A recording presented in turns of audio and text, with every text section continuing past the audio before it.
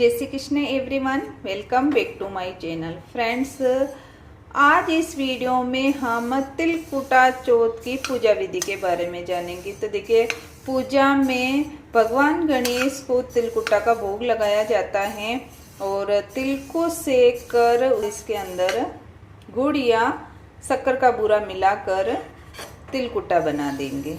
कहीं कहीं पर तिल के लड्डू का भी भोग लगाया जाता है। तिलकुटा बनाने के लिए आप मिक्सर के जार के अंदर तिल डालकर भी तिलकुटा बना सकते हैं। मिक्सर के जार में तिल डाल देंगे और इसके अंदर हमें थोड़ा फोड़कर गुड़ डाल देना और इस मिक्सर को हम 1 या 2 मिनट के लिए चला देंगे। देखिए, इस तरह तिलकुटा बनकर तैयार हो जाएगा। फ्रेंड्स, आज की इस वीडियो में हम साल की सबसे बड़ी चौथ यानी संकटा चौथ की पूजा विधि के बारे में जानेंगे। संकटा चौथ को संकष्टी चतुर्थी, तिलकुटा चौथ, माघी चौथ इन नामों से भी जाना जाता है। इस दिन भगवान गणेश की पूजा की जाती है और संकट चौथ के दिन महिलाएं व्रत करके भगवान गणेश की पूजा करती हैं। ये व्रत संकटों को हरने वाला है। नाम से ही पता चलता है कि ये व्रत संकट को हरते हैं। अगर आप भी साल की 4 बड़ी चौथ का व्रत करते हैं तो ये तिलकुटा चौथ है वो 4 चौथ के अंदर ही आती है। 29 जनवरी को ये व्रत किया जाएगा। तो आइए पूजा विधि देख लेते। बहुत ही सरल पूजा विधि दिखाऊंगी। तो सबसे पहले हमें एक चौकी ले लेनी है, उसके ऊपर आप पीला या लाल वस्त्र बिछा दें। फिर इसके ऊपर हमें फूलों का आसन देना है। फूलों का आसन देने के बाद भगवान गणेश की मूर्ति, तस्वीर जो भी हो उसको हम विराजमान कर देंगे। मेरे पास भगवान गणेश की मूर्ति है तो मैं भगवान गणेश की मूर्ति स्थापित कर दूंगी। अगर आपके पास तस्वीर है, तस्वीर को विराजमान कर दें। देखिए, फूलों की जगह आप चावल का आसन भी लगा सकते हैं। हमें दिए के लिए आसन लगाना है। घी का दिया जलाया जाता है। इसके साथ जो शाम को हमें चंद्रमा को अर्घ देंगे उस जल को भी तैयार कर लेना है। तो एक स्वच्छ जल का लोटा ले लेंगे। कंठ में कलावा बांधना है। इस दिन कलश की स्थापना नहीं की जाती है। चंद्रमा को अर्घ देने के लिए हमें जल तैयार करना है। तो सफेद फूल डाल देने हैं, अक्षर डाल देंगे और थोड़ा सा हमें कच्चा दूध डाल देना है। फूलों का आसन देकर या चावल का आसन देकर हम इस तरफ हमें इस लोटे को रख देना है। इसी लोटे से शाम को चंद्रमा को अर्घ देंगे। स्वच्छ जल ले ले, उसके अंदर गंगा जल डाल देना है। भगवान गणेश को भावपूर्ण स्नान कराएंगे। दिए को हमें भावपूर्ण स्नान कराना है। स्नान करा देने के बाद दिए को प्रज्वलित कर देंगे। दिए को प्रज्वलित करने के बाद अब चंदन का टीका करेंगे। सबसे पहले हमें भगवान गणेश को चंदन का टीका करना है। उसके बाद दिए के भी हमें चंदन का टीका करना है और जो हमें कलश लिया है उसके भी हमें चंदन का टीका करना है। सभी के हम रोली का टीका करेंगे। तो भगवान गणेश को रोली का टीका करना है। दिए की भी हमें पूजा करनी है। उसके बाद आप इस तरह कलश को सजा भी सकते हैं जिससे हम चंद्रमा को अर्घ देंगे।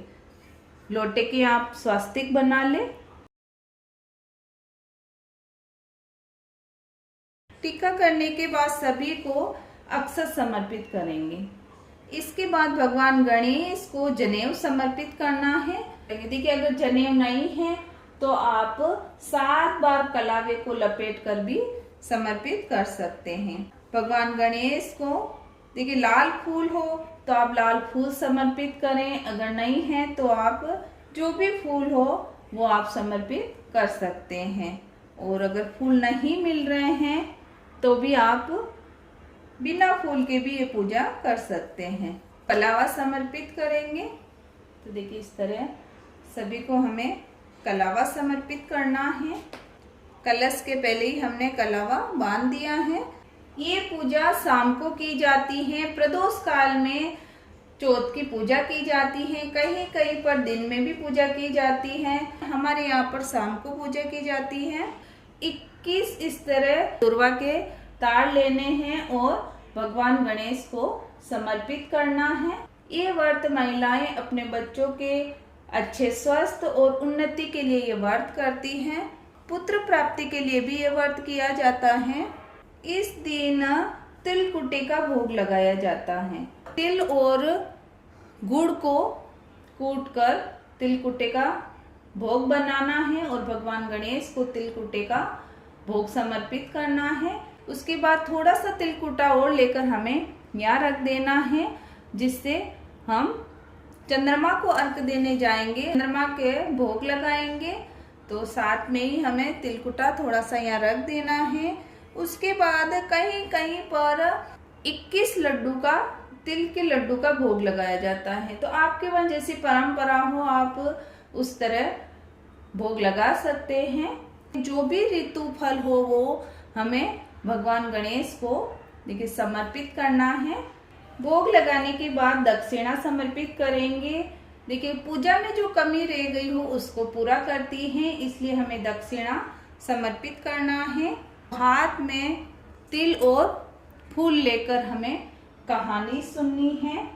इसी लोटे के अंदर ये तिल कहानी सुनने के बाद डाल देने हैं। उसके बाद आप चंद्रमा को अर्घ दे दे। और अगर आप दिन में सुन रहे हैं तो आप पल्लू में ये तिल बांध कर रख ले। जब चंद्रमा को अर्घ देने जाए तब हमें उनको समर्पित करना है। भगवान गणेश की हमें आरती करनी है, तो इसी दिए को लेकर हम आरती कर लेंगे। पूजा में रह गई कमियों के लिए हम क्षमा याचना करेंगे और अपनी मनोकामना पूर्ण होने के लिए प्रार्थना करेंगे। आरती करने के बाद दीपक को यथास्थान रख देंगे। सासू माँ को देने के लिए साड़ी निकाली जाती है, तो अगर आपके भी माँ पर साड़ी दी जाती है, इसके ऊपर हमें श्रृंगार रख लेना है। और इस तिल कुटे के साथ ही हमें चंद्रमा को अर्घ देने के बाद सासू जी को ये साड़ी देनी है। जो भी आपने भोग प्रसाद रखा है उसको आप परिवार में बांटकर ले सकते हैं। खाना खाएं तो पहले आपको तिलकुटा खाना है, उसके बाद आप खाना खा सकते हैं। जल भी समर्पित करना है। हाथ में जल लेकर आपको इस तरह 2 बार आचमन करा देना है। तो फ्रेंड्स, आई होप मेरी दी गई जानकारी आपको अच्छी लगे। वीडियो अच्छा लगे तो वीडियो को लाइक करें और चैनल को सब्सक्राइब करें। मिलते हैं अगले वीडियो में। वीडियो देखने के लिए आपका बहुत बहुत धन्यवाद।